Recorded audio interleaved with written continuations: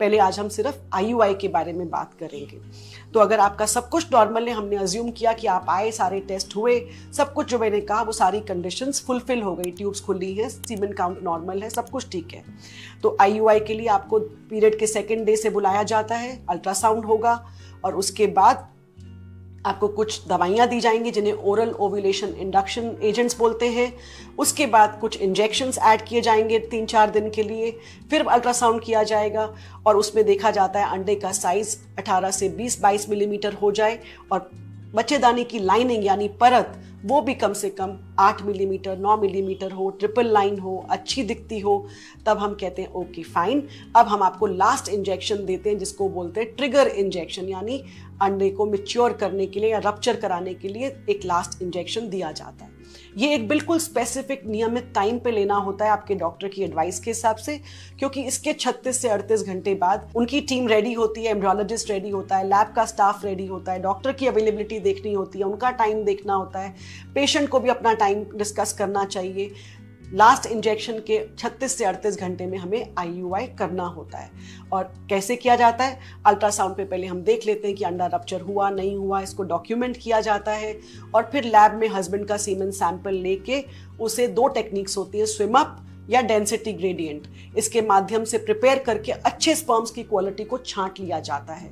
उसके बाद जैसे मैंने बताया, बॉल पॉइंट रिफिल से भी महीन सॉफ्ट कैथेटर, एक ट्यूब जैसा पतला सा, उसको उसमें लोड करके यहाँ अंदर यानी यूट्रस के अंदर यहाँ तक छोड़ दिया जाता है, उसको बोलते हैं इंट्रा यूट्राइन, यानी यूट्रस के अंदर हमने सीमेन को इंसेमिनेट कर दिया। तो ये हो गई IUI की पूरी प्रक्रिया। इसके लिए ना तो आपको कोई एडमिशन लेना है हॉस्पिटल में, ना कोई बेहोशी की दवाई लेनी है, ये एक OPD प्रोसीजर है जिसमें आप आ सकते हैं, जा सकते हैं। अब सवाल आता है डॉक्टर साहब इसका सक्सेस रेट कितना है? तो ये बहुत समझने वाली बात है कि आपको पता होना चाहिए ट्रीटमेंट स्टार्ट करने से पहले कि इसका सक्सेस रेट 10 से 15% पूरे विश्व में है।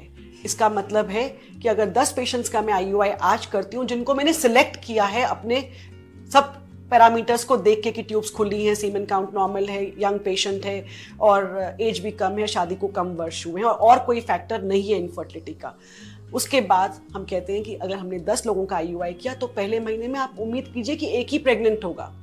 तो यहाँ निराश नहीं होना है। अगर आप फिट कैंडिडेट थे तो दोबारा IUI किया जाएगा और फिर 9 पेशेंट्स में से एक फिर प्रेग्नेंट हो जाएगा। तीसरे साइकिल तक जाते जाते 1-2 पेशेंट्स और प्रेग्नेंट हो जाएंगे, तो कम से कम 10 में से 4 लोग तो बच गए IVF से, जो IUI से ही प्रेग्नेंट हो गए। तो ये एक वरदान है, ये बहुत अच्छा रिजल्ट है मैं कहती हूँ। लेकिन आप पहले के बाद निराश नहीं होइए, हो सकता है पहले में प्रेग्नेंट हो सकता है आप दूसरे में हो जाएं, हो सकता है आप तीसरी बार में प्रेग्नेंट हो जाएं, और नहीं हुए तब भी निराश होने का कोई विषय नहीं है, क्योंकि IVF और ICSI अभी भी बाकी है, हमारे लिए ऑप्शंस हैं हमारे पास अभी भी। उसके अलावा एक मेजर सवाल आता है कि डॉक्टर साहब अगर आप 3 IUI कराएं तो अभी हम और करना चाहते हैं क्योंकि अब हम IVF की तरफ अभी भी रेडी नहीं है जाने के लिए। तो ये आप अपने डॉक्टर से डिस्कस कीजिए कि आप ऐसा सोचते हैं। अगर मेरे पास कोई ऐसा कपल होता है तो मैं कहती हूँ कि मैक्सिमम अगर सब कुछ ठीक रहा है, उन 3 साइकिल्स का रिकॉर्ड मेरे सामने है और मुझे लगता है कि हर बार अंडा बना, सीमेन भी ठीक है, रप्चर भी हुआ है, ट्यूब्स भी खुली हैं, मुझे ऐसा कोई फैक्टर नजर नहीं आ रहा है, तो मैं मैक्सिमम 4 साइकिल तक जाती हूँ। और उसके अलावा कोई डोनर सीमेन सैंपल अगर होता है, यानी पुरुष का सैंपल 0 है और वो IVF ICSI नहीं कर सकते हैं और वो डोनर के लिए हाँ करते हैं, तो मैं कहती हूँ 6 साइकिल्स तक आप ट्राई कर सकते हैं, लेकिन 3 या 4 मैक्सिमम दूसरे पेशेंट्स के लिए जिनका अपना सीमेन सैंपल है, और आप अपने डॉक्टर से ये चीज़ ज़रूर डिस्कस कीजिएगा। अब कहते हैं कि IVF क्या होता है, वो मैं अपने नेक्स्ट वीडियो में आपको बताऊंगी कि IUI और IVF में क्या अंतर होता है। अब बात करते हैं एक बहुत इंपॉर्टेंट सवाल जो कि कई पेशेंट्स मुझसे पूछते हैं, डॉक्टर साहब कॉस्ट कितनी आती है IUI की? हमारी क्लिनिक में वीर्य परीक्षा मैंने पहले बताया फ्री है, कंसल्टेशंस फ्री हैं, पहला अल्ट्रासाउंड आपको सलाह देने के लिए बिल्कुल फ्री है। IUI की कॉस्ट 10 से 12,000 रुपये आती है। दवाइयाँ और इंजेक्शंस हर पेशेंट को अलग अलग लगते हैं, वो डिपेंड करता है आपकी एज कितनी है, AMH कितना है, आपका बॉडी वेट कितना है, आपके बॉडी वेट के अकॉर्डिंग इंजेक्शंस की भी डोज डिसाइड होती है, IUI में भी और IVF में भी। तो वो कॉस्ट दवाइयों की अलग आती है और 10 से 12,000 IUI प्रोसीजर की कॉस्ट आती है। तो ये थी जानकारी IUI के बारे में। अब और एक सवाल आता है जो बहुत इंपॉर्टेंट है, वो ये होता है कि डॉक्टर साहब कितना वेट करना पड़ेगा? तो कम से कम 3 से 4 महीने तो वेट कीजिए। और अगर आपने एक बार IUI के लिए आपके डॉक्टर ने आपको सिलेक्ट किया है तो इतनी पेशेंस तो बनती है हमारी, क्योंकि 10 से 15% रिजल्ट में हम ये उम्मीद नहीं कर सकते कि 10 के 10 पेशेंट पहले महीने में ही प्रेग्नेंट हो जाएंगे। तो ये हर ट्रीटमेंट की एक लिमिटेशन होती है, जिसे हमें स्टार्ट करने से पहले अगर हम समझ लें अच्छे से एक डिस्कशन के द्वारा, तो हमें डिसअपॉइंटमेंट नहीं होगी। हम अपनी हिम्मत को बरकरार रखेंगे और यकीन मानिए कई बार पेशेंट्स ट्विंस लेके भी जाते हैं IUI से, सेकेंड साइकिल में हो जाए, थर्ड में भी होता है और कई बार वेट करने के पीरियड में भी हो जाता है। तो आप बिल्कुल अपने डॉक्टर के ऊपर फेथ रखिए और अपने ऊपर भी फेथ रखिए। अब हम क्या कर सकते हैं डॉक्टर साहब अपने सक्सेस रेट को बढ़ाने के लिए कि हम IUI में सबका हो जाए?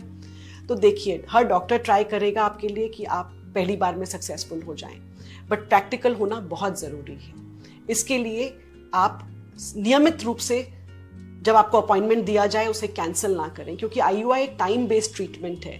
आपको जिस दिन बुलाया है उस दिन उनका अल्ट्रासाउंड पे आपको देखना ज़रूरी है। और IUI के टाइम से पहले क्लिनिक में पहुंचिए, डिस्कस कीजिए और सिंसियरिटी से कीजिए इस ट्रीटमेंट को और विश्वास के साथ कीजिए। सक्सेस रेट अपने आप ही आ जाएगा, क्योंकि आपके डॉक्टर भी अपनी तरफ से सब कुछ इंश्योर करेंगे।